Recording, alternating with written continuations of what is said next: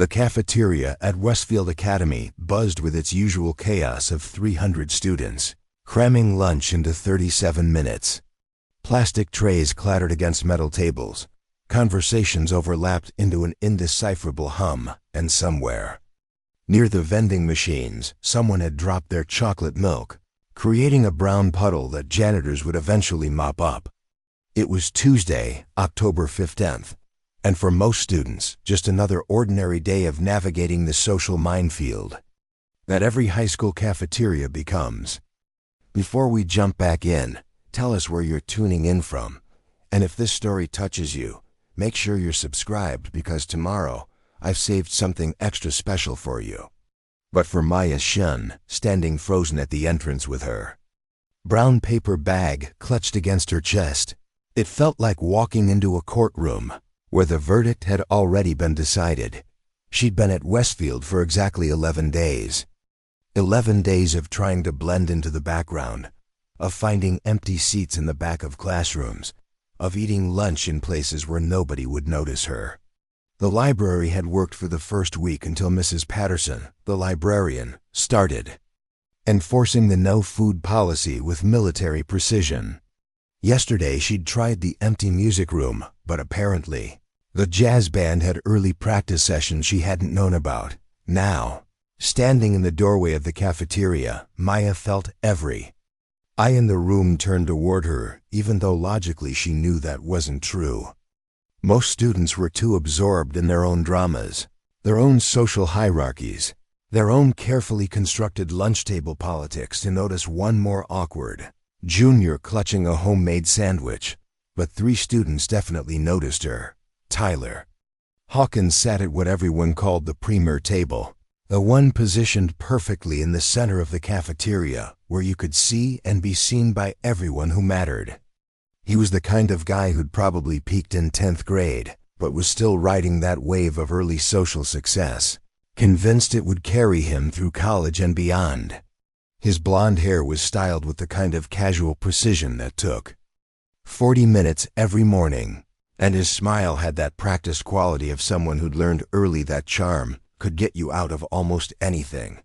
Next to him sat Jessica Morrison, whose father owned 3 car dealerships across the country, and never let anyone forget it.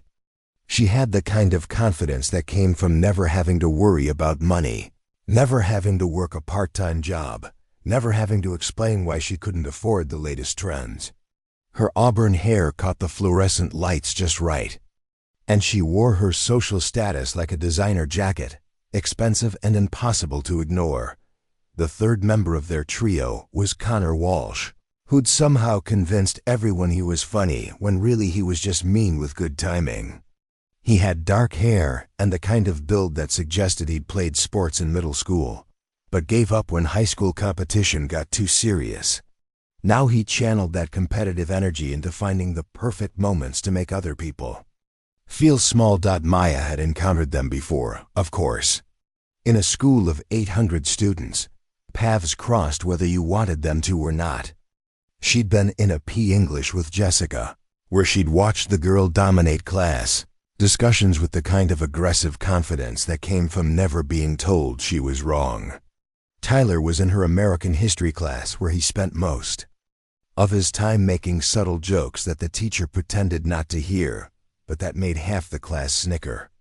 And Connor, she'd had the misfortune of being paired with him in biology last week for a lab assignment that he'd completely ignored, leaving her to do all the work while he flirted with the girl at the next table. They'd never directly bothered her before. She wasn't important enough to bother. She was just another face in the crowd, another student who existed in their peripheral vision when they needed to borrow a pencil or copy notes they'd missed. But something has changed in the last few days. Maybe it was the way she'd scored higher than Jessica on the last English test, even though she'd tried to hide her paper when scores were handed back. Maybe it was how Mr. Rodriguez had called on her in history class when Tyler couldn't answer a question about the New Deal, and she'd known the answer immediately. Maybe it was just that they were bored and needed a new target. Maya had felt their attention focusing on her like a spotlight she couldn't escape. Yesterday, Jessica had made a comment about some people trying too hard to impress teachers, just loud enough for Maya to hear as she passed their table. This morning, Connor had deliberately knocked her binder off her desk in biology, then apologized with exaggerated politeness that somehow felt worse than if he'd just ignored it. And Tyler had started this thing where he'd stare at her during history class, not in a romantic way, but with the kind of calculating look a cat gives a mouse it's deciding whether to play with. Now, standing in the cafeteria entrance, Maya could feel that spotlight burning brighter than ever.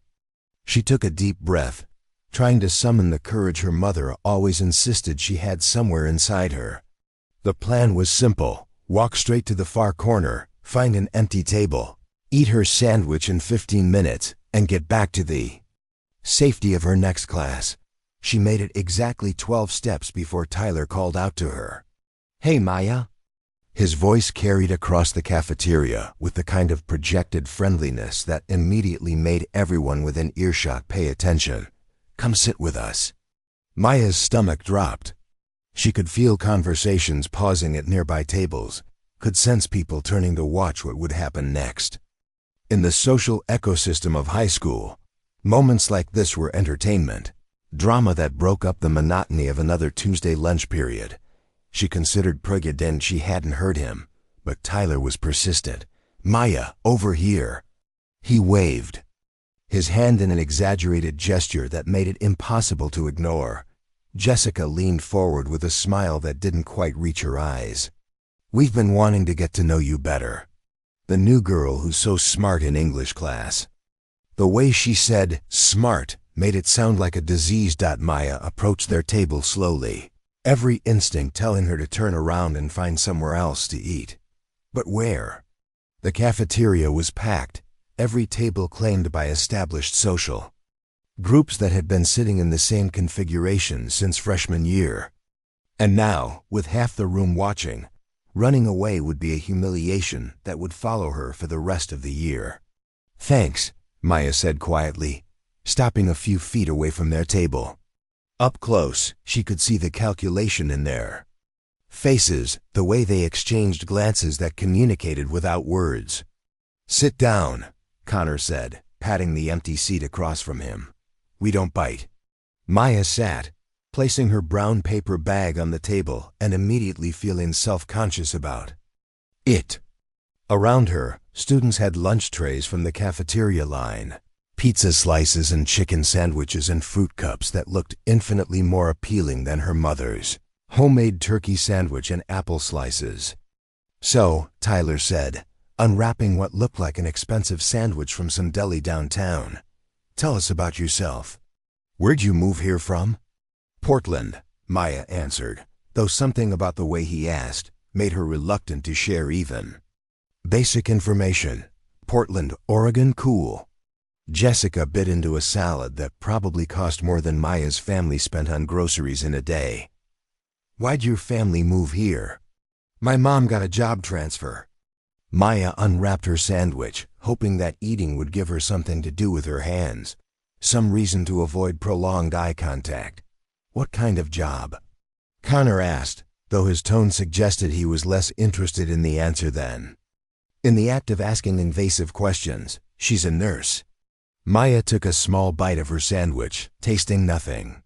"That's nice," Jessica said in a voice that suggested it was anything but. "My mom doesn't work. She's too busy managing our household staff and planning charity events." Maya nodded, unsure how to respond to that.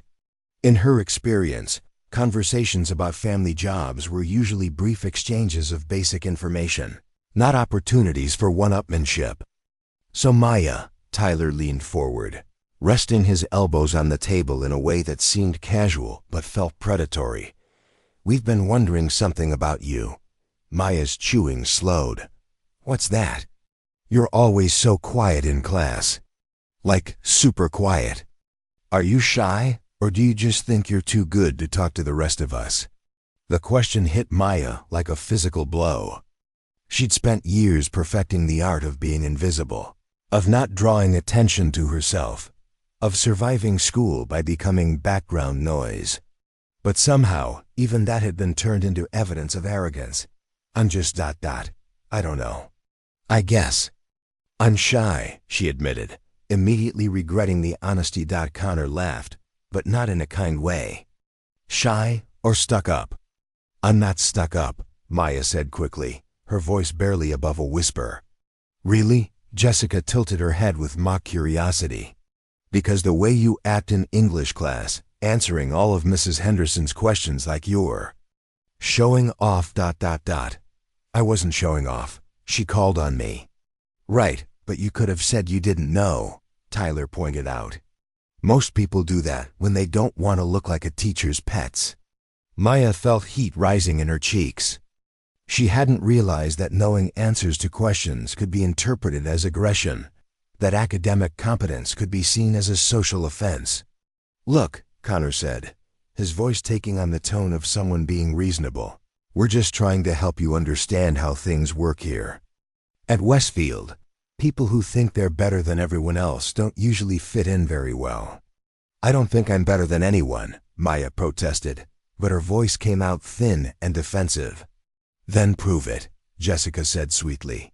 Maya looked around the table, suddenly aware that this conversation had shifted into something else entirely, something that felt like a test she was already failing. What do you mean? Tyler smiled, and for the first time since she'd sat down, Maya saw genuine emotion in his expression. Unfortunately, that emotion was cruel amusement. Well, if you're really just shy and not stuck up, then you won't mind sitting somewhere else. You know, so you can work on being less antisocial. Maya blinked, confused. I'm sorry? Preparing and narrating this story took us a lot of time, so if you are enjoying it, subscribe to our channel. It means a lot to us. Now back to the story. You should sit by yourself, Connor explained helpfully. Over there. He pointed to a small table in the far corner of the cafeteria, the kind usually reserved for students who'd been abandoned by their friend groups, or who were serving some kind of social penance. But you invited me to sit here, Maya said, her voice coming out smaller than she intended. And now we're uninviting you, Jessica said with a laugh that sounded like breaking glass. Unless you really are too good for that. Maya looked around the cafeteria, suddenly aware that their conversation had attracted attention from nearby tables. Students were watching with the kind of fascination people reserve for car accidents and public humiliation. She could refuse. She could stand up and walk away, find somewhere else to sit, maybe even report what was happening to a teacher. But the way Tyler was looking at her, the challenge in Jessica's smile, the expectant faces at neighboring tables, all of it communicated the same message. This was a test of her place in the social hierarchy, and failing it would have consequences that extended far beyond one lunch period. Okay, Maya said quietly, gathering her brown paper bag and standing up on unsteady legs.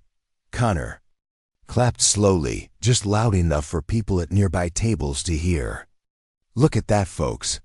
Maya's going to work on her social skills. Maya walked toward the corner table, each step feeling like a mile. Behind her, she could hear Tyler's voice carrying across the cafeteria. Don't take it personally, Maya. We're just trying to help you fit in better.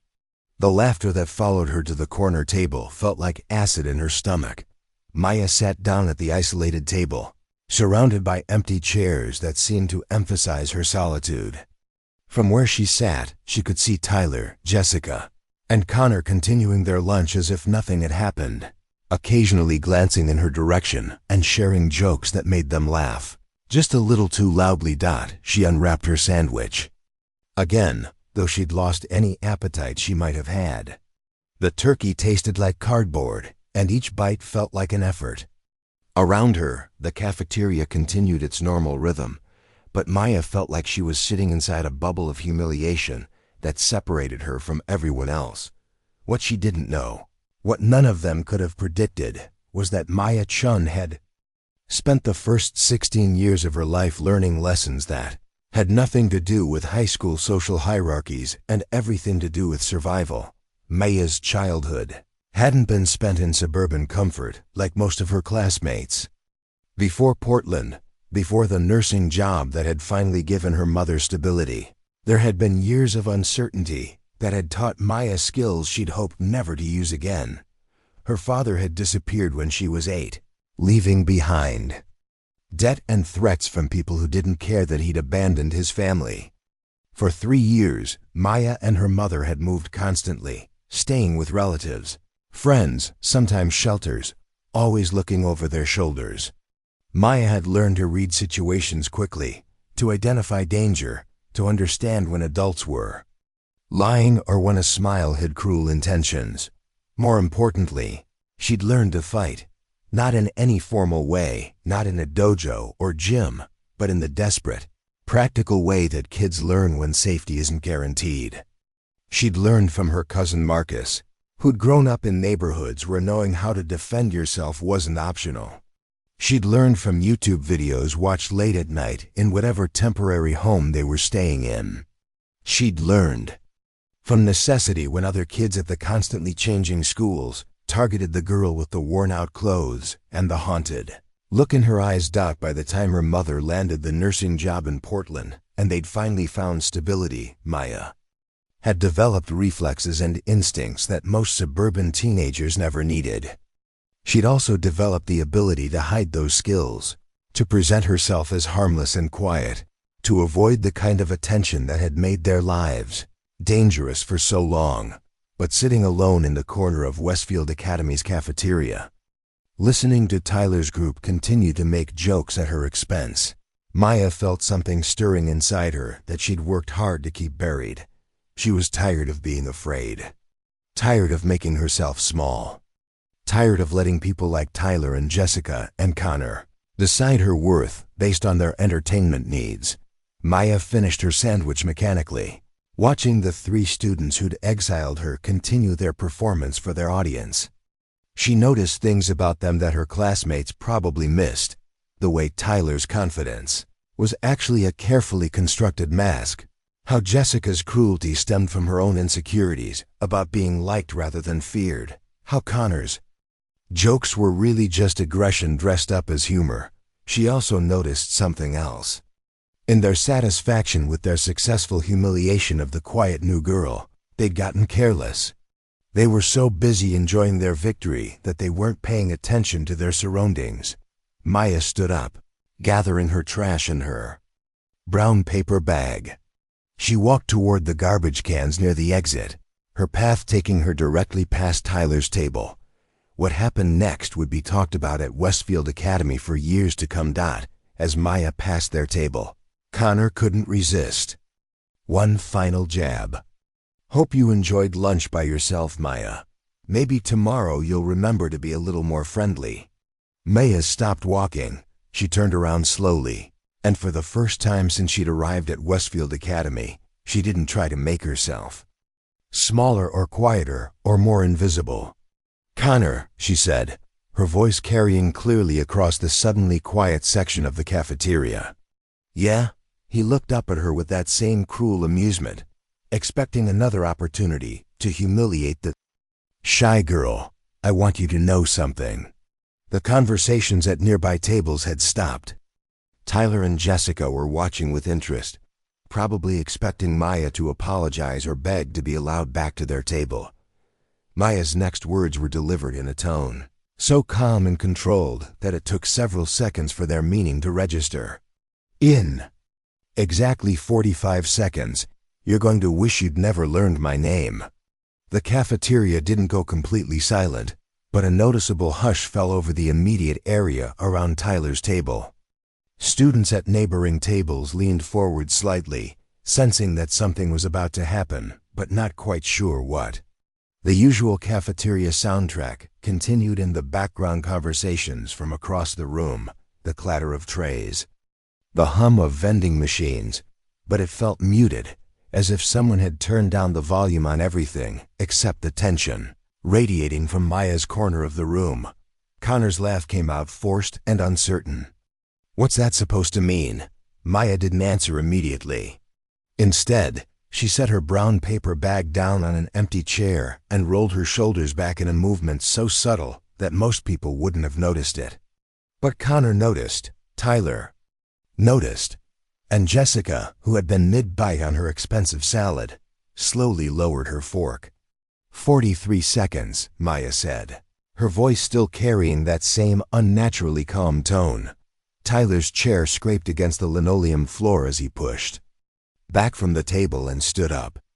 At 6'1", he was used to using his height as an intimidation tactic, looming over people until they backed down or apologized or gave him whatever reaction he was looking for. Okay, this is getting weird.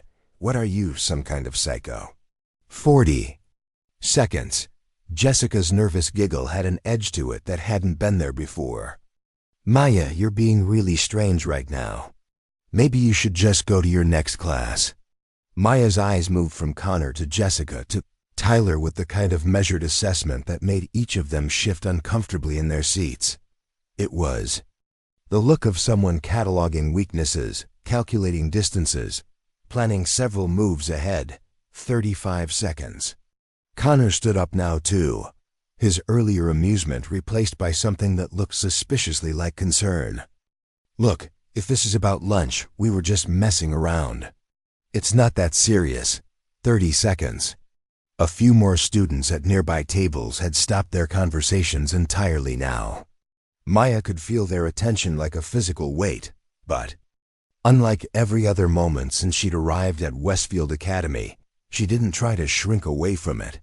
Instead, she seemed to grow more centered, more present, as if the scrutiny was feeding some part of her that had been starving for weeks. Tyler took a step toward her, his jaw set in the kind of aggressive posture that had probably intimidated dozens of students over the years.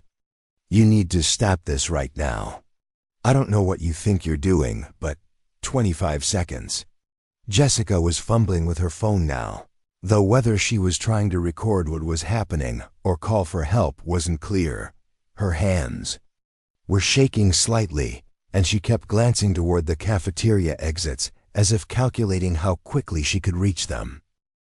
Maya, Connor said, his voice taking on a pleading quality that was completely foreign to his usual confident cruelty. Whatever you're planning, just think about it for a second. There are teachers around, there are cameras, there are consequences. 20 seconds. Maya's posture had shifted into something that looked deceptively relaxed but felt anything but. Her weight was balanced evenly on both feet, her hands loose at her sides, her breathing steady and controlled. To most observers, she just looked like a girl standing still. But Tyler, Connor, and Jessica were beginning to understand that they were looking at something else entirely. 15 seconds.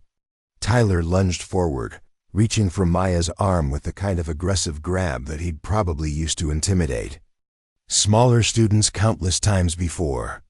It was a move born of frustration and panic, the instinctive response of someone who was used to physical dominance solving his problems. Maya stepped aside so smoothly that Tyler's momentum carried him past her and into the empty chair where she'd placed her lunch bag. He stumbled, caught himself against the table, and spun around with his face flushed red from embarrassment and anger. 10 seconds. Connor and Jessica exchanged a look that communicated pure panic. Whatever they had expected when they decided to humiliate the quiet new girl, it wasn't this. This felt dangerous in a way that their usual social cruelty never was. 5 seconds. Tyler charged again, this time with both hands reaching for Maya and his full weight behind the attack. Connor moved to flank her from the side, apparently deciding that 2-on-1 odds were better than whatever was about to happen. 4. Maya's hand shot out and grabbed Tyler's extended wrist, using his own momentum to pull him off balance. 3. She pivoted on her left foot, redirecting Tyler's energy so that he crashed into Connor, sending both boys stumbling into the table behind them. 2. Jessica screamed, a high-pitched sound that cut through the cafeteria noise and drew attention from students across the room. 1. Maya released Tyler's wrist and stepped back, her expression unchanged, her breathing still perfectly controlled. "Time's up." What happened next unfolded so quickly that most witnesses would later disagree about the exact sequence of events. Security cameras would eventually provide the definitive record, but in the moment, all anyone could see was a blur of motion that ended with 3 of Westfield Academy's most notorious bullies on the ground. Tyler, red-faced and furious, came at Maya again with a wild swing that she ducked easily. As his fist passed over her head, she grabbed his extended arm, stepped behind him, and applied pressure to a point just above his elbow that sent him to his knees with a yelp of pain that echoed across the cafeteria. Connor, seeing his friend in trouble, rushed to help and found himself facing a girl who moved like water, flowing around his clumsy attacks and responding with precise strikes that targeted pressure points and nerve clusters he didn't even know existed. Within seconds, he was sitting on the floor, nursing a wrist that felt like it was on fire and staring up at Maya with a mixture of shock and terror. Jessica, who had been backing toward the exit, found her path blocked by Maya's calm, measured approach. "Please," she whispered, her earlier cruelty replaced by genuine fear. "I'm sorry. We're sorry." "We didn't mean." "You didn't mean what?" Maya asked quietly. "You didn't mean to humiliate me? You didn't mean to make me sit alone? You didn't mean to turn my lunch into entertainment for everyone else?" "We were just joking around," Jessica said, her voice breaking. "It wasn't supposed to be serious." Maya looked down at Tyler, who was still on his knees holding his arm, and Connor, who was cradling his injured wrist against his chest. Around them, the cafeteria had gone completely silent. 300 students and a dozen faculty members were watching a scene that none of them had expected and most of them didn't understand. "Here's what's going to happen," Maya said, her voice carrying clearly across the now silent cafeteria. "You 3 are going to leave me alone, completely alone. You're not going to talk to me, look at me, or acknowledge my existence unless I speak to you first. If you see me in the hallway, you're going to find a different route. If you're assigned to work with me in class, you're going to do your part of the work and nothing else. If anyone asks you what happened here today, you're going to tell them that you learned not to mess with people you don't understand." Tyler tried to stand up, winced, and settled for glaring at her from his knees. "You can't just—" "I can," Maya interrupted, "and I did. The question now is whether you're smart enough to learn from it." Connor was looking around the cafeteria desperately, as if hoping that a teacher or administrator would appear and restore some kind of normal order to the situation. But the few faculty members who were present seemed as stunned as everyone else. "This isn't over," Tyler said through gritted teeth. Maya smiled for the first time since the confrontation began, and it was not a reassuring expression. "Yes, it is. You just don't realize it yet." She picked up her brown paper bag, shouldered her backpack, and walked toward the cafeteria exit with the same measured pace she'd maintained throughout the entire encounter. As she passed tables full of staring students, conversations gradually resumed, but they were different now, quieter, more uncertain, full of questions that no one quite knew how to ask. Behind her, Tyler and Connor were helping each other to their feet while Jessica stood frozen in place, still processing what had just happened.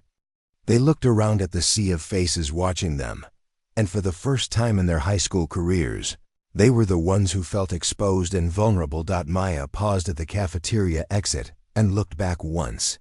Tyler, Connor, and Jessica were all staring at her with expressions that mixed fear, confusion, and something that might have been respect.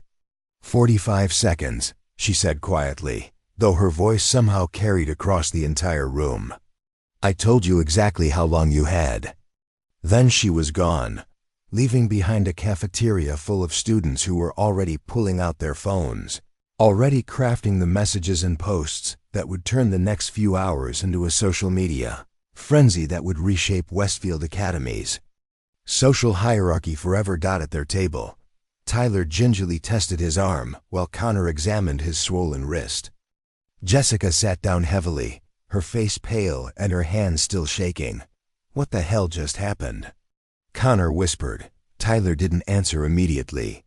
He was staring at the cafeteria exit where Maya had disappeared, his mind racing through everything. He thought he knew about power dynamics and social control, and what it meant to be untouchable in a place like Westfield Academy. "I think," he said slowly, "we just found out that the quiet girl isn't actually quiet." Jessica looked around at the students still staring at their table, at the phones recording their humiliation, at the complete collapse of the social order they'd spent years building and maintaining. "What do we do now?" she asked Dot, but neither Tyler nor Connor had an answer for that question. For the first time in their lives, they were going to have to figure out how to exist in a world where they weren't the ones in control. And Maya Chen, walking through the halls of Westfield Academy with 43 minutes left in her lunch period, was finally beginning to understand what it felt like to stop hiding. The news spread through Westfield Academy like wildfire through dry grass. By the time Maya reached her 5th period chemistry class, her phone was buzzing with notifications from social media accounts she didn't even know existed. Students she'd never spoken to were tagging her in posts, sharing videos taken from across the cafeteria, and creating hashtags that ranged from supportive to sensational. Maya slipped into her usual seat in the back corner of Mrs. Patterson's chemistry lab, hoping to blend back into invisibility, but she quickly realized that luxury was gone forever. Every head in the classroom turned as she entered. Conversation stopped mid-sentence. Even Mrs. Patterson, normally oblivious to student drama, looked up from her lesson preparations with undisguised curiosity. "Maya Chun?" A girl named Rachel Martinez turned around in her seat, her eyes wide with a mixture of awe and disbelief. "Is it true what everyone's saying about lunch?" Maya opened her textbook and pretended to study the chapter on molecular bonds. "I don't know what people are saying. They're saying you put Tyler Hawkins on his knees in front of the entire cafeteria," whispered James Cooper from the seat beside her. "They're saying Connor Walsh was literally begging you to stop." Maya's stomach twisted. She'd hoped that by walking away, by not making a bigger scene, the incident would fade into the background noise of high school gossip. Instead, it seemed to be growing larger with each retelling. "It wasn't like that," Maya said quietly, but her protest was drowned out by the excited chatter that had erupted around her. Mrs. Patterson clapped her hands sharply. "Settle down, everyone. Whatever happened at lunch is not more important than understanding chemical equilibrium." But even as the class officially focused on balancing equations, Maya could feel the weight of constant observation. Students passed notes, exchanged meaningful glances, and stole photographs when they thought she wasn't looking. Her phone continued buzzing with friend requests, direct messages, and comments on videos she hadn't even seen yet. During the lesson break, a sophomore named David Kim approached her desk with the nervous energy of someone meeting a celebrity. "Maya, I just wanted to say thank you. Tyler and his friends made my life hell last year, and seeing someone finally stand up to them was ... It was amazing." Before Maya could respond, a cluster of other students had gathered around her desk. Sarah Williams, a quiet girl from her English class, was nodding enthusiastically. "They cornered me in the bathroom last month and made me give them my lunch money. I was too scared to tell anyone." "Connor pushed me down the stairs freshman year," added Marcus Thompson, a tall kid with thick glasses who usually sat alone. "Said it was an accident, but everyone knew better." Maya looked around at the faces surrounding her desk, students she'd never really noticed before, all sharing similar stories of humiliation and helplessness at the hands of Tyler's crew. She realized that while she'd been focused on her own survival, on staying invisible and avoiding trouble, there had been an entire ecosystem of victims operating in the shadows. "I'm not trying to be anyone's hero," Maya said carefully. "I just wanted them to leave me alone." "But that's exactly what makes it so perfect," Sarah said, her voice gaining strength. You didn't do it for attention or to become popular. You just did what needed to be done.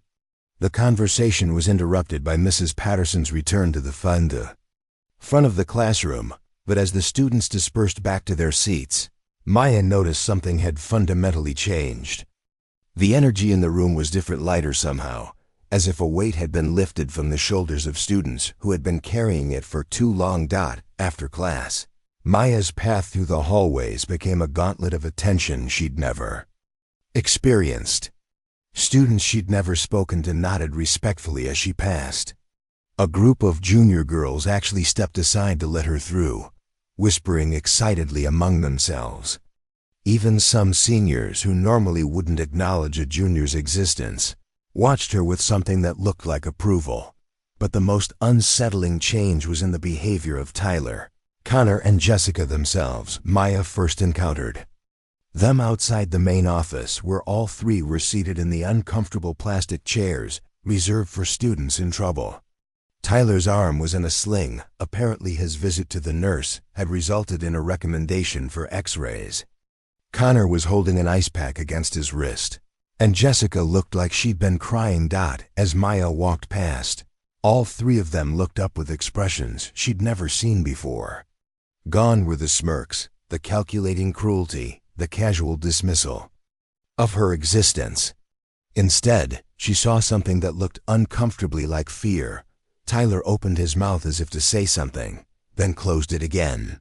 Connor actually shifted his chair slightly away from the path she was taking. Jessica stared down at her hands, refusing to make eye contact. Maya paused, remembering her promise to herself to stop being afraid, to stop letting other people dictate her worth. "How are you feeling, Tyler?"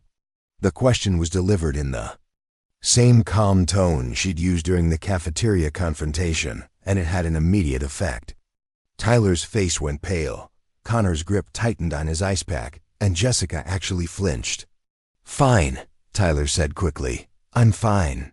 The nurse said, "It's probably just a strain."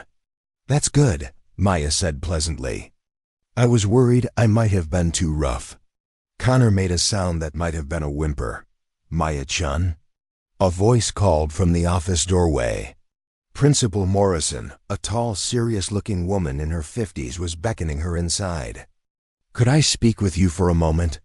Maya followed the principal into her office, a space dominated by filing cabinets, motivational posters about achievement and responsibility, and a desk covered with the kind of paperwork that suggested dealing with student drama was a full-time job. "Please, sit down," Principal Morrison said, settling behind her desk with the weary expression of someone who'd been having similar conversations for 20 years. "I think you know why you're here." Maya sat in the chair across from the desk, her hands folded in her lap. "The cafeteria incident. The cafeteria incident," Principal Morrison repeated. "Maya, I've been watching security footage for the past hour, and I have to say, what I saw was unusual." Maya waited, unsure whether this was leading toward punishment or something else. 3 students, all larger than you, all with established reputations for aggressive behavior, ended up on the ground within seconds of engaging with you physically. They're claiming they were attacked, but the footage shows them initiating contact. Principal Morrison leaned forward. "Would you like to tell me your version of events?" Maya chose her words carefully.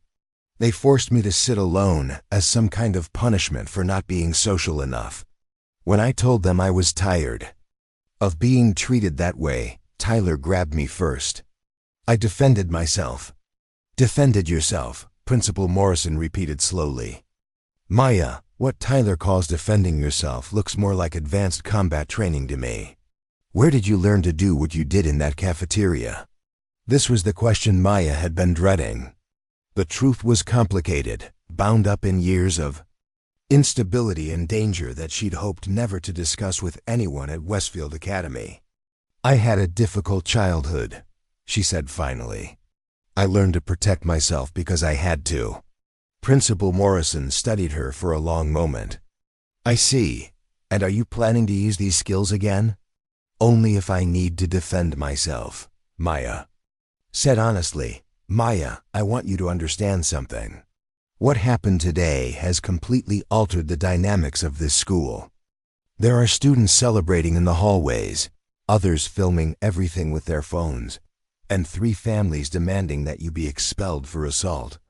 Maya's stomach dropped. Am I going to be suspended? That depends, Principal Morrison said slowly. The security footage shows clearly that you were not the aggressor. It also shows that you used exactly the amount of force necessary to neutralize a threat and no more. Legally, you were defending yourself. However, she paused, organizing her thoughts. However, Maya, you've just demonstrated capabilities that make you potentially dangerous to other students. I need to know that you understand the responsibility that comes with those capabilities. I do, Maya said quietly. I never wanted to hurt anyone. I just wanted them to leave me alone. And now they will, Principal Morrison said with something that might have been approved. The question is, what happens next? Because Maya, whether you intended it or not, you've just become one of the most talked about students in this school's history. Maya looked out the office window at the hallway beyond, where students were still clustering in groups, still talking animatedly about the day's events. She could see phones being held up, probably live streaming reactions to her meeting with the principal. I just want to finish my junior year and graduate, she said. I don't want to be famous or feared or anything else. I just want to be left alone to do my work. Principal Morrison smiled for the first time during their conversation. Maya, I'm afraid that ship has sailed. You're going to need to decide what kind of person you want to be now that everyone knows what you're capable of. She stood up, indicating that the meeting was over. For what it's worth, I think you showed remarkable restraint today. But Maya, next time someone puts you in a position where you feel threatened, come to me first. What happened today was legally justified, but we can't have combat demonstrations in the cafeteria becoming a regular occurrence. Maya nodded and stood to leave. As she reached the door, Principal Morrison called her name one more time. Maya? Those 3 students sitting outside my office have been the source of more disciplinary problems than any other students in their class. Today was the first time I've ever seen them look genuinely remorseful about their behavior. Whatever you did in those 45 seconds, it seems to have been more effective than 4 years of detention and parent conferences. Maya walked back into the hallway where Tyler, Connor, and Jessica were still waiting. This time, all 3 of them stood up as she approached, their body language a mixture of respect and wariness that she'd never seen directed toward her before. Maya, Tyler said, his voice lacking its usual confident arrogance. Look about. What happened? Yes? Maya said calmly. Double quotes. We're sorry. All of us. We never should have messed with you. Connor and Jessica nodded frantically in agreement. Maya looked at each of them in turn, seeing not the confident bullies who had tormented her and countless other students, but 3 teenagers who had just discovered that their understanding of power was fundamentally flawed. Apology accepted, she said simply. Just remember what I told you in the cafeteria. As she walked away, Maya could hear them exhaling in relief behind her. But their relief was nothing compared to the realization that was slowly dawning on her. For the first time since arriving at Westfield Academy, she felt like she could breathe. 3 days after the cafeteria incident, Maya discovered that solving one problem had created a dozen others she'd never anticipated. The hallways of Westfield Academy had transformed into something resembling a social science experiment, with Maya as the unwitting variable that had disrupted every established pattern. It started during her first period advanced placement literature class. Maya arrived early, as was her habit, hoping to review her notes on Shakespearean sonnets before Mrs. Henderson began the day's discussion. Instead, she found her usual back-corner desk surrounded by a semicircle of chairs that definitely hadn't been there the day before. Maya called out Stephanie Rodriguez, a girl who'd never spoken to her before Tuesday. We saved you a spot right here in the middle so you can participate more in discussions. Maya stared at the arrangement, her carefully chosen seat strategically positioned to observe without being observed. Close enough to hear, but far enough to avoid unwanted attention, had been eliminated entirely. In its place was a throne-like setup that would make her the focal point of every classroom interaction. "Thanks," Maya said slowly, "but I prefer my regular seat." But Mrs. Henderson specifically mentioned yesterday that she wanted more student engagement, explained Trevor Kim, a normally quiet student who was now speaking with uncharacteristic confidence. "And after what you did in the cafeteria, everyone's really interested in hearing your perspective on things." Maya felt a familiar knot forming in her stomach. "My perspective on literature?" "Your perspective on everything," said Amanda Foster, sliding into the seat next to Maya's designated new spot. "I mean, someone who can handle herself like you obviously did has to have insights about power dynamics, social hierarchies, the themes in these books that most of us miss." Maya realized with growing horror that her classmates had reinterpreted her desire for academic anonymity as false modesty. They now saw her quiet classroom presence not as shyness, but as strategic observation, her rare contributions not as reluctant participation, but as carefully chosen moments of wisdom. Mrs. Henderson entered the classroom with her usual armload of books and coffee, stopping short when she saw the rearranged seating. "Well, this is an interesting development. Maya, I see your classmates have created a discussion circle centered around you." "I didn't ask for this," Maya said quickly. "Of course not," Mrs. Henderson replied with a knowing smile. "True leaders rarely seek the spotlight. They simply find themselves in it through their actions." Maya wanted to explain that she wasn't. A leader wasn't seeking followers and definitely didn't want to be the center of anyone's academic attention. But as Mrs. Henderson launched into a discussion about power corrupting nobility in Macbeth, every question seemed to be directed toward Maya's unique perspective on violence and authority. By the time the bell rang, Maya had been asked to share her thoughts on Duncan's murder. "You obviously understand defensive strategies, Maya, so what would you have done differently? Lady Macbeth's manipulation tactics, given your experience with psychological warfare, how effective do you think her approach was?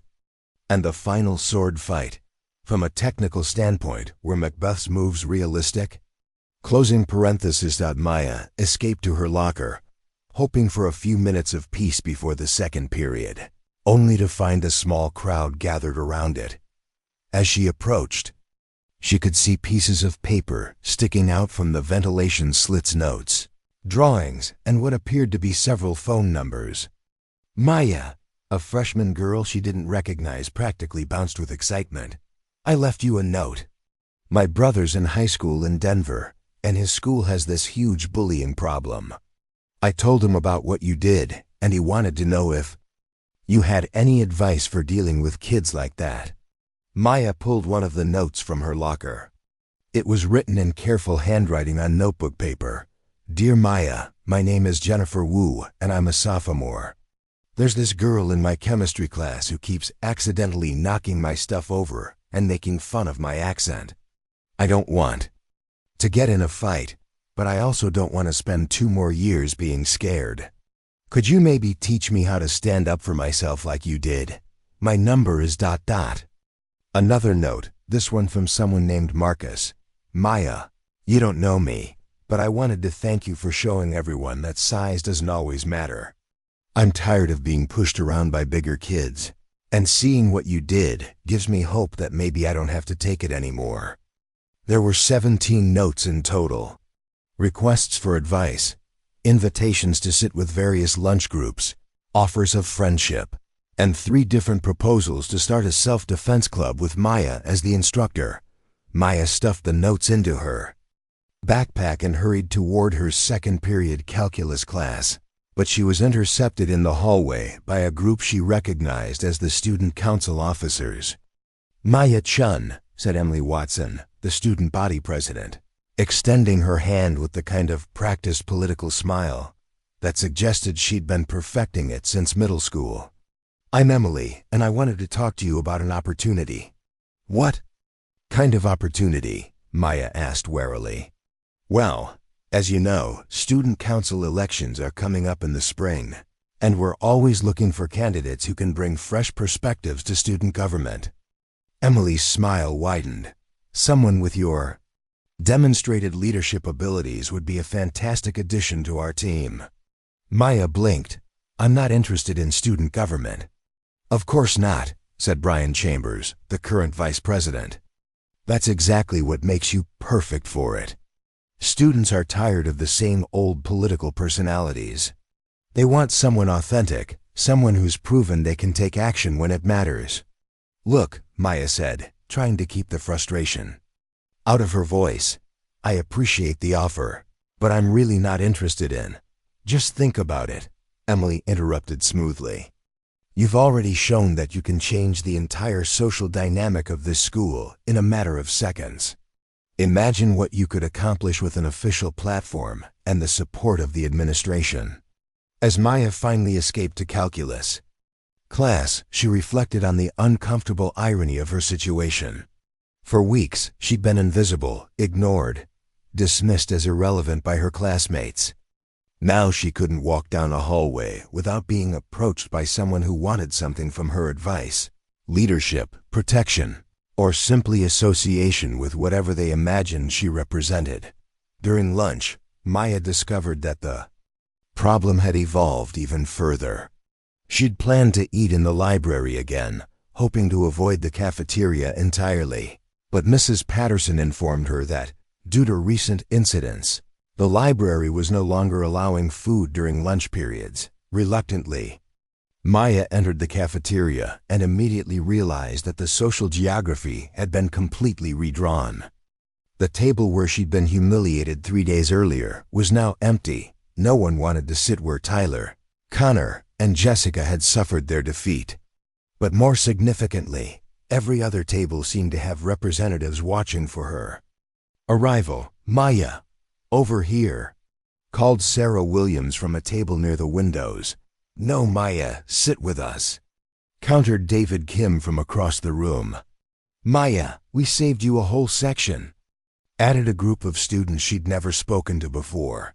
The attention was overwhelming, but what made it worse was the realization that her mere presence was disrupting established social boundaries. She could see students who normally sat in rigidly separated groups now clustering together, united by their shared fascination with her story. Academic overachievers were mixing with theater kids, athletes were talking to artists, and the usual cafeteria segregation had dissolved into something that looked almost healthy. Maya chose an empty table in the corner, hoping to discourage the social free-for-all that seemed to break out whenever she appeared. But within minutes, her table was surrounded by students sharing their own stories of bullying, asking for advice, or simply wanting to be near whatever energy they thought she possessed. "Maya," said a soft voice beside her. She turned to see a girl with short black hair and nervous eyes. "My name's Lisa Chang. I was wondering, do you think you could teach me what you did to Tyler?"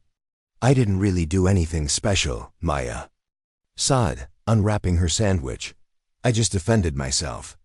"But that's the thing," Lisa continued earnestly. "I've been defending myself wrong my whole life.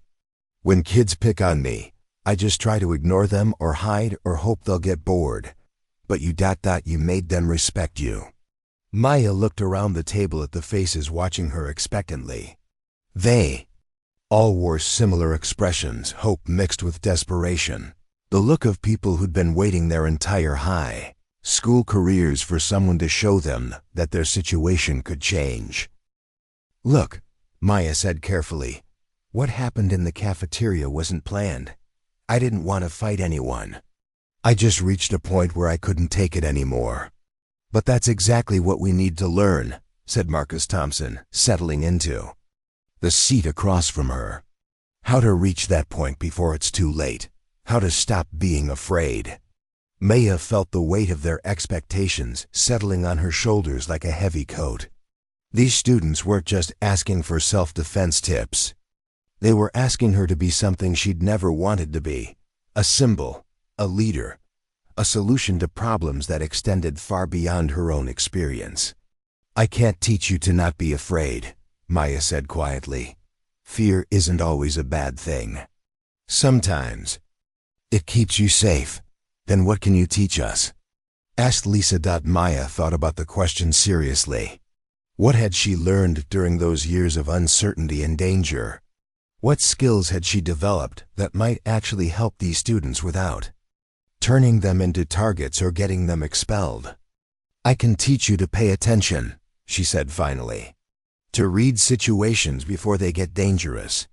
To understand when someone is testing you versus when they're actually threatening you. To know when to walk away and when walking away will make things worse." The students around the table leaned forward, hanging on every word. "But mostly," Maya continued, "I can teach you that you're stronger than you think you are. Not because you can fight, but because you can choose how to respond to people who try to make you feel small." A collective quiet fell over the group, as if they were processing something profound. Maya realized that these students had been so focused on their own powerlessness that they'd never considered the possibility that strength might come from something other than physical dominance or social status. "Would you really teach us?" Sarah asked hopefully. Maya looked around the cafeteria, at the students still watching her table with curiosity, at the empty space where Tyler's crew used to hold court, at the completely transformed social ecosystem that had emerged from one moment of self-defense. She'd spent her entire life trying to be invisible, trying to avoid responsibility for anything beyond her own survival. But sitting in this cafeteria, surrounded by students who saw her as proof that change was possible, Maya realized that invisibility was no longer an option. "Yes," she said quietly. "I'll teach you what I can." The smile that spread across Lisa's face was brighter than anything Maya had seen at Westfield Academy. And for the first time since the cafeteria incident, Maya felt like maybe, just maybe, the attention she'd gained might be worth the privacy she'd lost.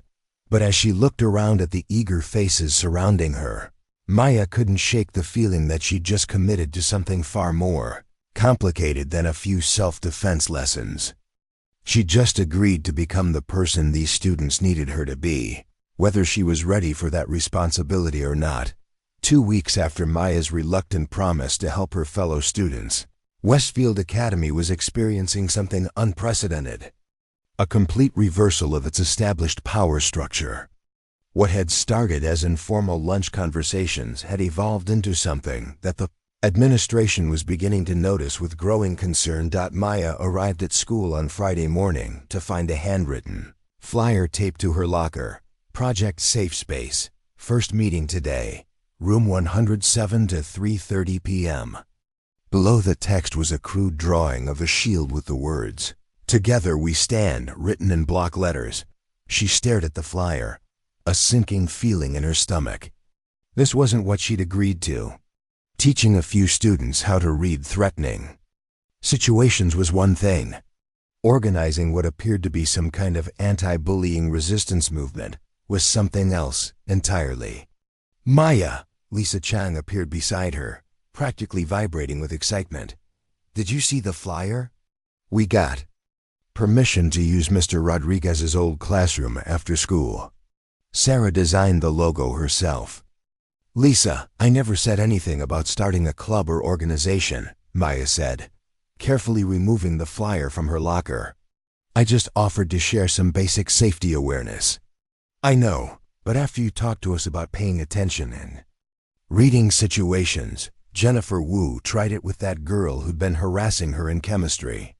She said your advice worked perfectly. She was able to predict when the girl was going to try something mean and avoided it completely." Lisa's words tumbled out in an excited rush. "And Marcus used your technique about standing differently when the football players were messing with him in the hallway. He said they just left him alone." Maya felt a complex mixture of pride and panic. She was genuinely happy that her advice had helped these students, but she could see how quickly informal guidance was transforming into something much more organized and visible. "How many people know about this meeting?" Maya asked. "Well, we only told people we trust," Lisa said, though her definition of trust apparently cast a wide net. "Maybe 30 or 40 students." 40 students. Maya's voice came out higher than intended. "Maybe 50, Lisa admitted sheepishly. Word spreads when people are excited about something. As Maya made her way to the first period, she began to understand the scope of what she'd accidentally set in motion. Students who'd never acknowledged her existence were now nodding respectfully as she passed. Others were watching her with the kind of expectant attention usually reserved for celebrities or authority figures. Most unsettling of all, she noticed that traditional social boundaries were continuing to dissolve throughout the school. Athletes were sitting with theater kids at lunch.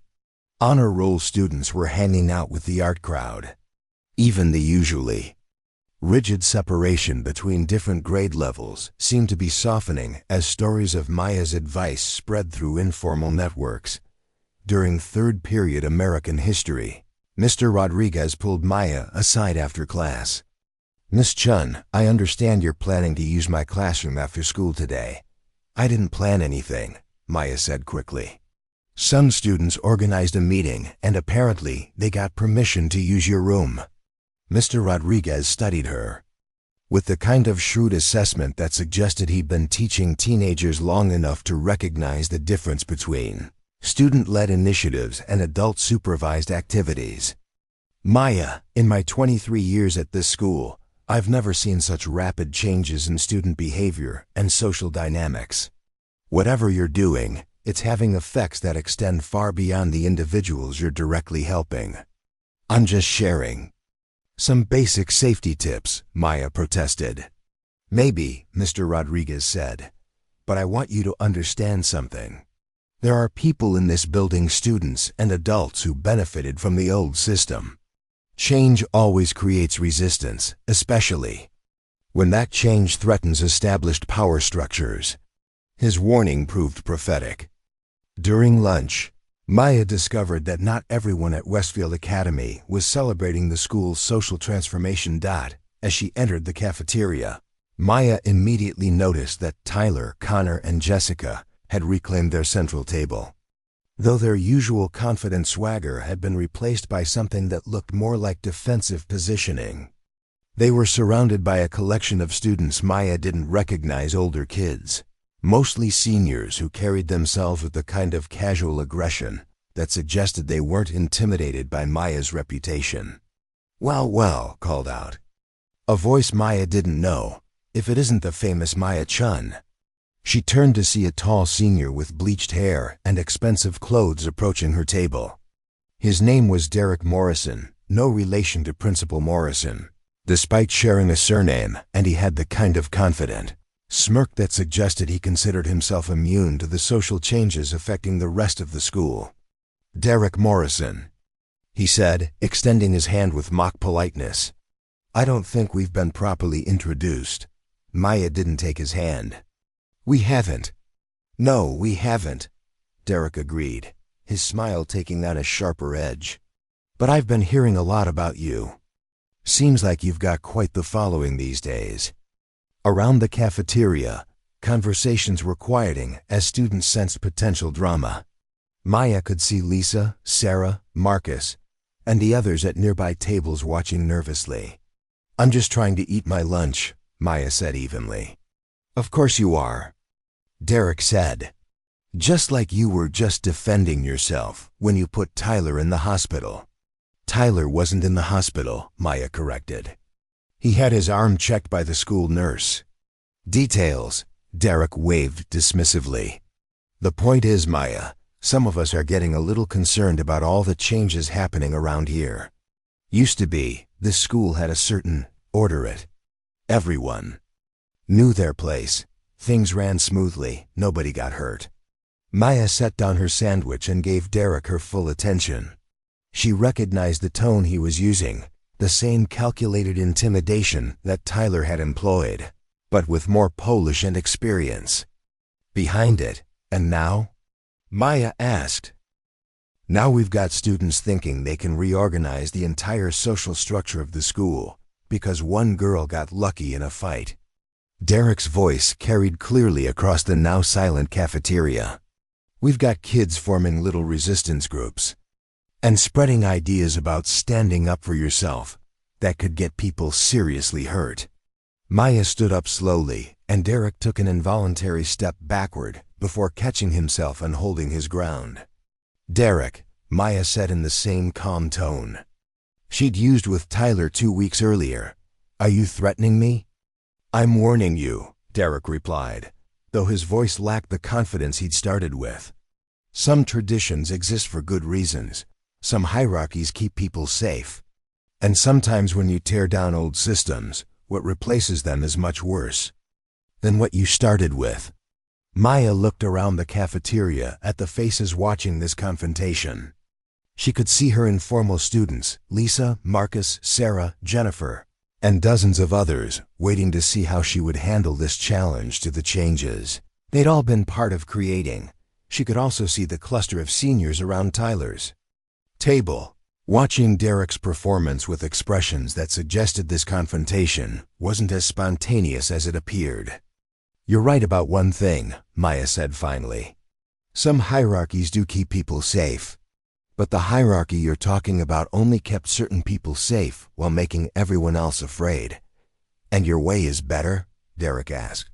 Encouraging every weak kid in school to think they can fight their way out of problems.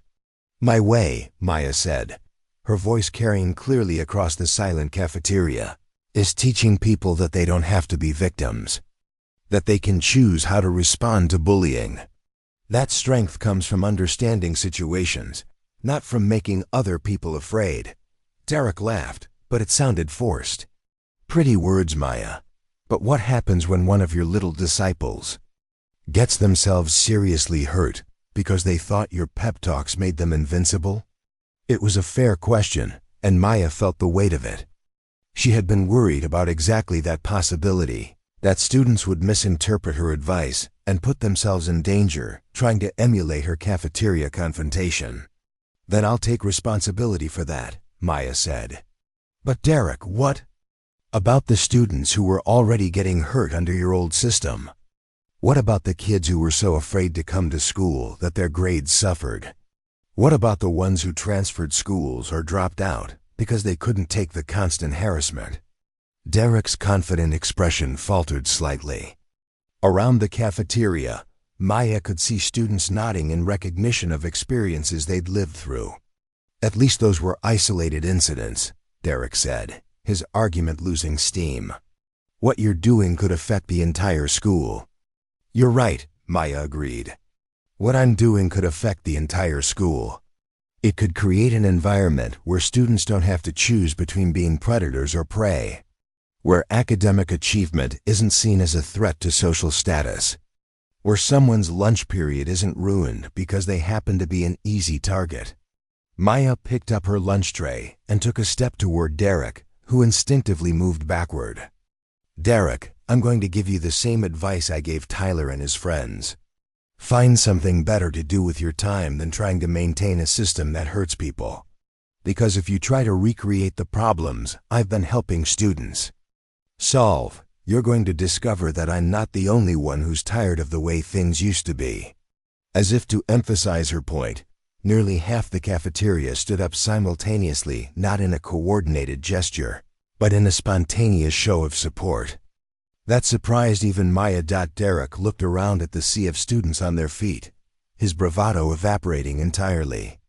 This isn't over, he said, but the words came out weak and uncertain. Yes, it is, Maya replied. You just don't realize it yet. As Derek retreated to Tyler's table, Maya sat back down to finish her lunch. The cafeteria gradually returned to its normal noise level, but the energy was different, charged with a sense of collective purpose that hadn't existed before. Lisa approached her table cautiously. "Maya, are you still willing to do the meeting this afternoon? Because after what just happened, I think we need it more than ever." Maya looked around at the faces of students who'd been living in fear just weeks ago, and were now standing up to seniors who'd seemed untouchable. She thought about Derek's warning that change could lead to worse problems, and she acknowledged that he might be right. But she also thought about Jennifer Wu successfully avoiding harassment in chemistry class, about Marcus walking through hallways without looking over his shoulder, about Sarah Williams speaking up in class discussions for the first time in her high school career. "Yes," Maya said finally. "We'll have the meeting. But Lisa, we need to be smart about this. We need to make sure we're building something positive, not just tearing down the old system without thinking about what comes next." Lisa nodded eagerly. "That's exactly what we want to talk about this afternoon." As Maya finished her lunch, she realized that whether she'd intended it or not, she was no longer just helping individual students cope with bullying. She was part of creating a new culture at Westfield Academy, one that would either fulfill the promise of a safer, more equitable school environment or collapse under the weight of unintended consequences. Either way, there was no going back to the invisible girl who'd sat alone in the corner just 3 weeks ago. Room 107 had never seen anything like the gathering that assembled at 3:30 p.m. that Friday afternoon. What Maya had expected to be a small group discussion had transformed into something resembling a town hall meeting, with over 60 students packed into a classroom designed for 30. Students sat on desks, leaned against walls, and crowded in the doorway. Maya recognized faces from every grade level and social group: athletes next to theater kids, honor students beside artists, freshmen standing shoulder to shoulder with seniors.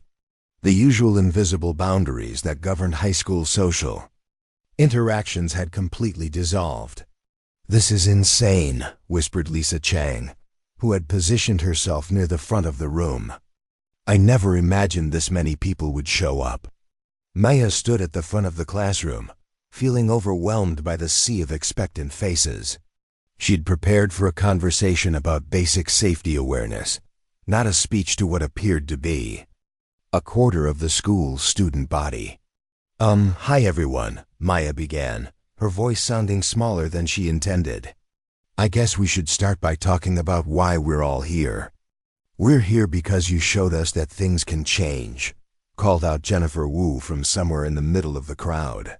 "You proved that bullies aren't untouchable." A murmur of agreement rippled through the room, and Maya felt the weight of their collective expectations settling on her shoulders. "That's not exactly what I meant to prove," Maya said carefully. "What happened in the cafeteria wasn't planned. It was just a reaction to being pushed too far." "But that's the point," said Marcus Thompson, standing up from his perch on a windowsill. "Most of us have been pushed too far for years. We just never knew we could push back." Sarah Williams raised her hand tentatively. "Maya, could you tell us more about reading situations? Like, how do you know when someone's actually dangerous versus when they're just testing you?" Maya found herself settling into teaching mode, grateful for a concrete question she could answer.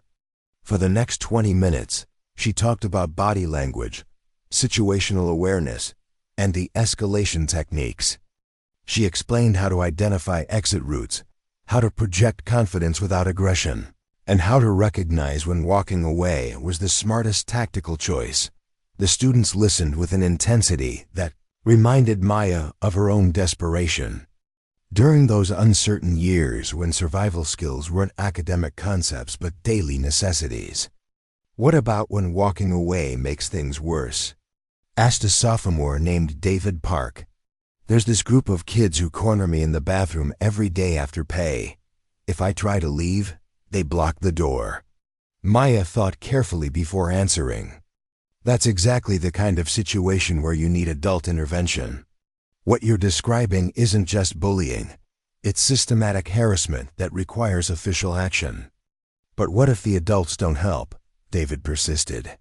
"What if they just tell you to work it out among yourselves, or say that boys will be boys?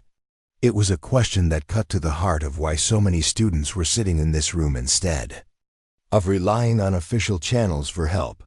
Maya had seen enough ineffective adult responses during her own school years to understand the frustration. Then you document everything, Maya said firmly. Dates, times, witnesses, exactly what was. Said and done. You make it impossible for adults to ignore or dismiss. And if the school won't help, you go to parents, school board members, or even local media. You make noise until someone listens. A girl named Rachel Santa stood up near the back of the room. Maya, what about when the bullies are the popular kids? What about when they're the ones teachers like? Or when their parents have influence in the community? Maya felt the room's energy shift as Rachel's question touched on something that resonated with many of the students present. This wasn't just about individual conflicts, it was about systemic problems that protected certain students while leaving others vulnerable. I think, Maya said slowly, this is a group of students who are tired of being afraid and who want to support each other in creating a safer school environment. So what do we do next? Lisa asked. I mean, this meeting is great, but how do we actually change things? Before Maya could answer, the classroom door opened and Principal Morrison stepped inside, followed by two other administrators Maya didn't recognize. The room fell silent as 60 students suddenly realized their informal gathering had attracted official attention. Miss Chun, Principal Morrison said, her voice carrying the tone of someone who is trying very hard to remain professional. Could I speak with you privately for a moment? Maya felt her stomach drop, but she nodded and followed the principal into the hallway, where the two other administrators were waiting with expressions that suggested this conversation wasn't going to be pleasant. Maya, Principal Morrison began, I've been hearing some concerning reports about unauthorized meetings, organized resistance movements, and what some parents are describing as vigilante activities among our student body.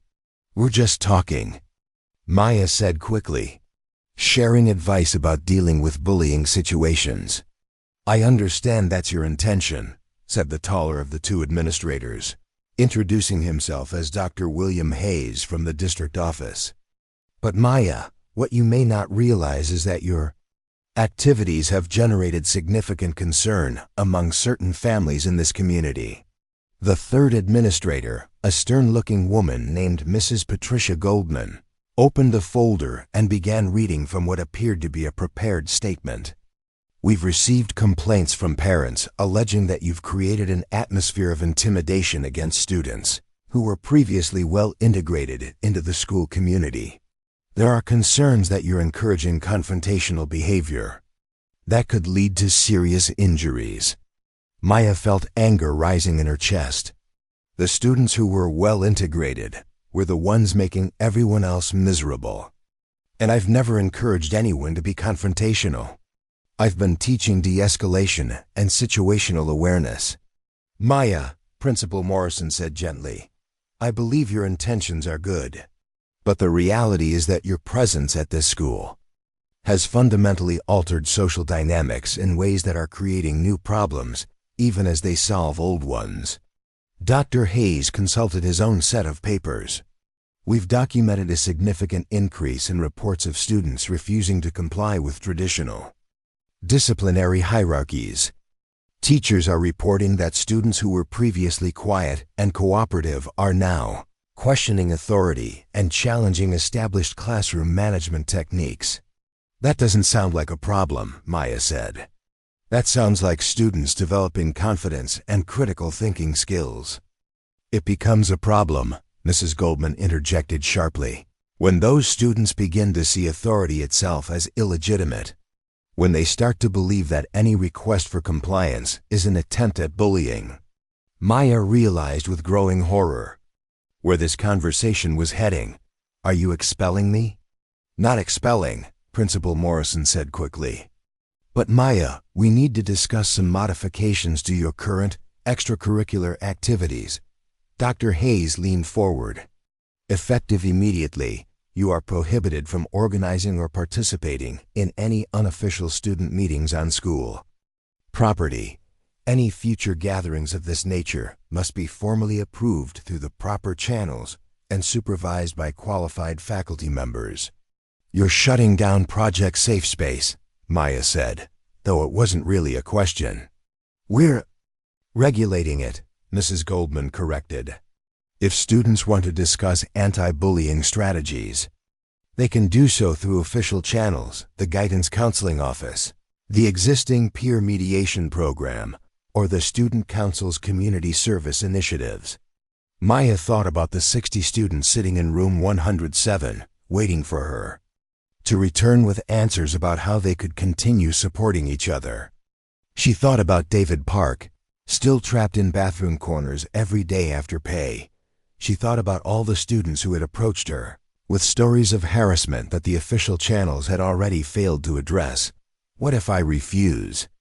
Maya asked. The three administrators exchanged glances that suggested they'd anticipated this question. Maya, Principal Morrison said carefully, you're an excellent student with a bright future ahead of you. But if you continue to operate outside of established protocols, we'll have no choice but to consider more serious disciplinary measures, including expulsion, Dr. Hayes added bluntly. Maya stood in the hallway, feeling the weight of 60 students. Expectations on one side and the full authority of the school system on the other.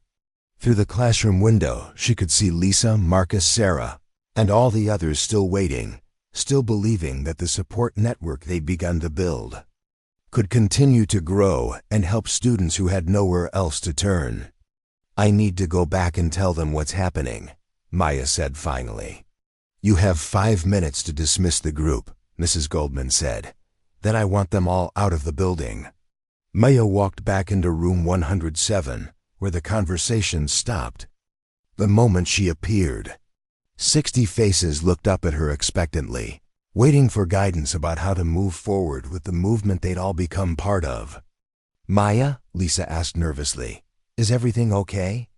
Maya looked around the room at students who had spent weeks learning to believe in their own strength, who had started to imagine a school environment where they didn't have to choose between being predators or prey.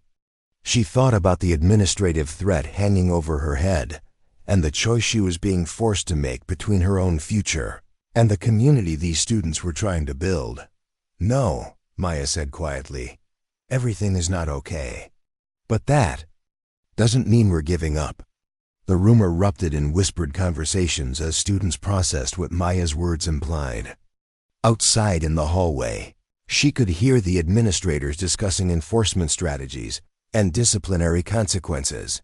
Maya realized that the next few minutes would determine not just her own fate at Westfield Academy, but whether the changes they'd all worked to create would survive official opposition or crumble under institutional pressure. For the second time in a month, Maya found herself standing at the center of a moment that would reshape everything that came after. Maya looked around room 107 at the 60 faces staring back at her, each one representing a story of harassment survived, fear overcome, and hope discovered. Behind her, she could hear the administrators in the hallway discussing enforcement procedures and consequences.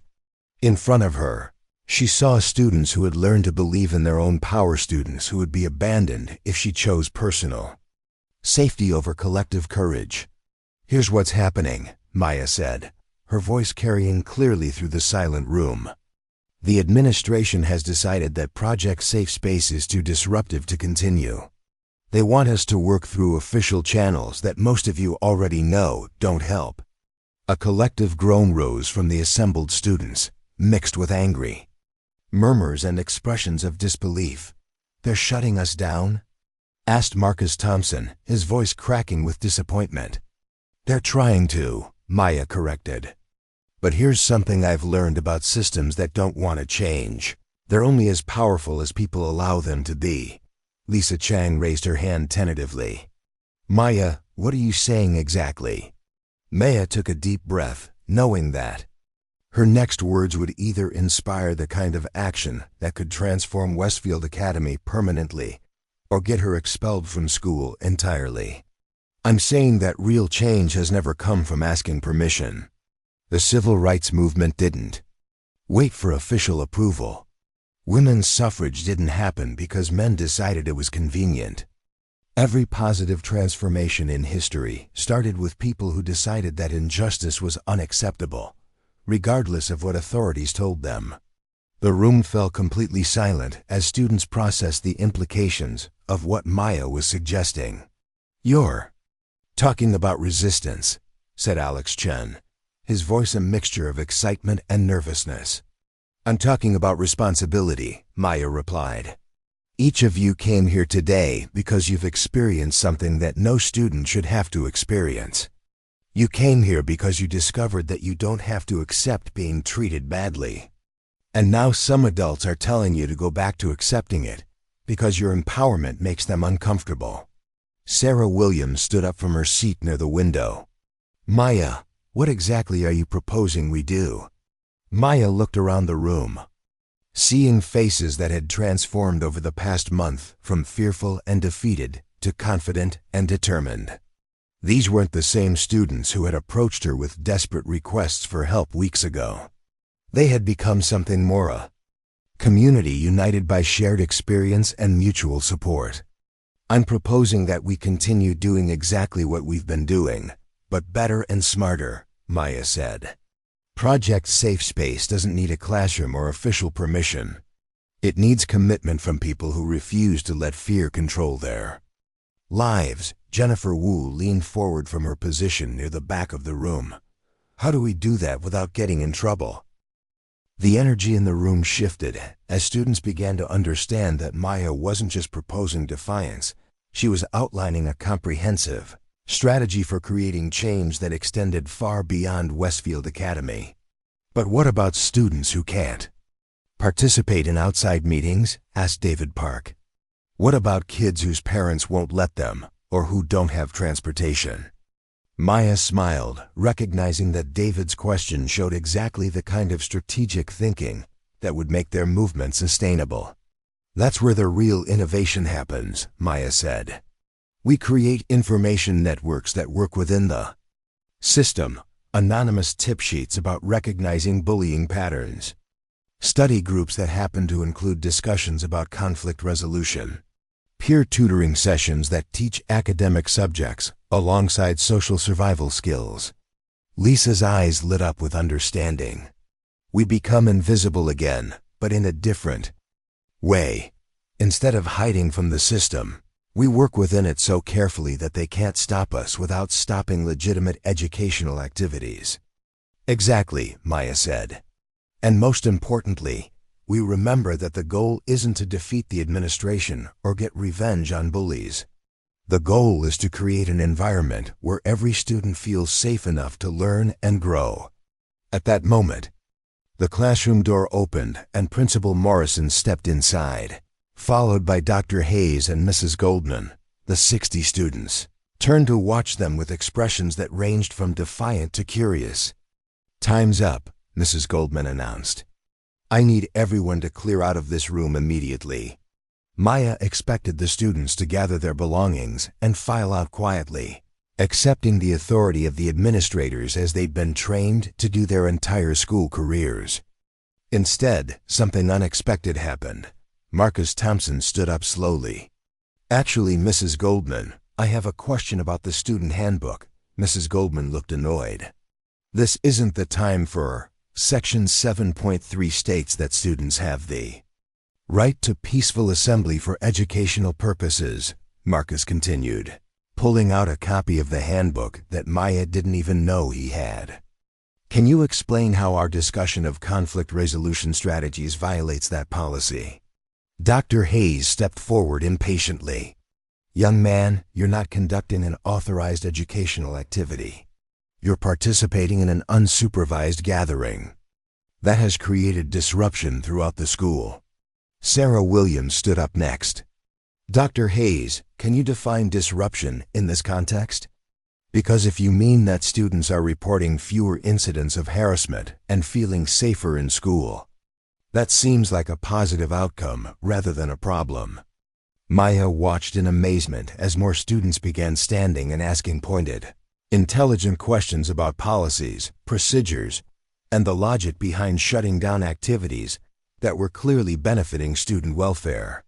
What legal authority do you have to prohibit students from discussing personal safety strategies? Asked Alex Chun. Has the district conducted any formal assessment of Project Safe Space's impact on student academic performance? Inquired Jennifer Wu. Are there written complaints from students who have been harmed by anti-bullying education? Pressed David Park. Principal Morrison raised her hand for silence, but the questions continued flowing from students who had clearly spent considerable time thinking about the institutional resistance they were facing. Maya realized that something remarkable had happened during the weeks she'd been focused on teaching individual students how to protect themselves. They had learned not just to stand up to bullies, but to stand up to any system that tried to make them powerless, including the school administration itself. Students, Principal Morrison said loudly, you need to understand that continuing this behavior will result in serious consequences for everyone involved. The room fell quiet, and Maya felt the moment balancing on a knife's edge. Would the students back down when faced with official threats, or had they truly internalized the lessons about refusing to be intimidated? Lisa Chang stood up and walked to the front of the room, positioning herself next to Maya. Principal Morrison, with respect, the serious consequences we're worried about are different from yours. We're worried about going back to a school where students live in fear. We're worried about kids like David Park getting cornered in bathrooms while teachers pretend not to notice. We're worried about smart kids hiding their intelligence so they won't become targets. One by one, other students began standing and moving to the front of the room until Maya found herself surrounded by nearly all 60 participants in what had become an impromptu demonstration of solidarity. You can shut down our meeting, said Marcus Thompson, but you can't shut down our commitment to supporting each other. You can threaten us with consequences, added Sarah Williams, but the consequences of doing nothing have always been worse. Dr. Hayes looked around the room with growing frustration. Students, you are engaging in behavior that borders on insubordination. If you don't disperse immediately, we will be forced to what? Interrupted a voice from the doorway. Everyone turned to see Tyler Hawkins standing in the entrance to room 107. His arms still in a sling, but his expression completely different from the last time Maya had seen him. Behind him stood Connor Walsh and Jessica Morrison, along with several other students Maya recognized as former members of their social circle. Tyler, Principal Morrison said sharply, this doesn't concern you. Actually, it does, Tyler said, walking into the room with none of his former swagger, but with a different kind of confidence, the kind that comes from genuine conviction rather than social dominance. Because 3 weeks ago, I was exactly the kind of student you're trying to protect with these policies. I was the bully who made other kids' lives miserable because I thought it made me powerful. The room was completely silent as Tyler continued speaking, his words carrying clearly to every corner of the packed classroom. But Maya didn't just teach me that bullying has consequences, Tyler said. She showed me that the power I thought I had was actually a weakness. That real strength comes from building people up, not tearing them down. Connor Walsh stepped forward. Everything these students are doing, learning to stand up for themselves, supporting each other, refusing to accept harassment, that's exactly what we should have been teaching them all along. Jessica Morrison nodded. The old system didn't just hurt the kids we picked on. It hurt us too, because it taught us that our worth came from making other people feel worthless. Principal Morrison looked around the room at the unprecedented scene unfolding in front of her. 60 students united in peaceful resistance, supported by the very students they were supposedly being protected from, all standing together against institutional pressure to return to a system that had failed everyone involved. Maya, Principal Morrison said finally, her voice softer than before, What exactly are you asking us to do? Maya looked around at the faces surrounding her students who had found their voices, former bullies who had found their conscience, and administrators who were finally being forced to confront the inadequacy of traditional approaches to school safety. I'm asking you to trust us, Maya said simply. I'm asking you to recognize that the changes happening at this school are positive, not disruptive. I'm asking you to support student-led initiatives that actually address problems instead of hiding them.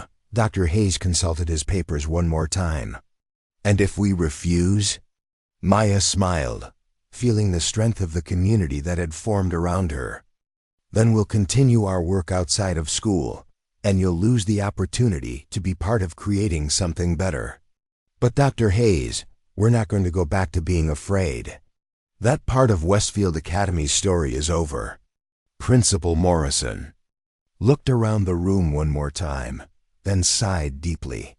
I think we need to schedule a much longer conversation about how to move forward constructively. Everyone involved, students, parents, administrators, and community members. As the crowd began to disperse, with students making plans for weekend meetings and collaborative projects, Maya felt a hand on her shoulder. She turned to see Tyler, his expression serious but not threatening. Maya, I wanted to thank you for something, he said quietly. For what? For showing me who I could be instead of who I was. Tyler paused, searching for the right words. I spent 4 years making people afraid of me, and it took you 45 seconds to show me how empty that kind of power really is. Maya looked around room 107. Now buzzing with excited conversations about community meetings, peer support networks, and collaborative approaches to creating positive change. Through the windows, she could see other students gathering in the hallway, drawn by curiosity about what had happened in the classroom where 60 teenagers had refused to accept that injustice was inevitable.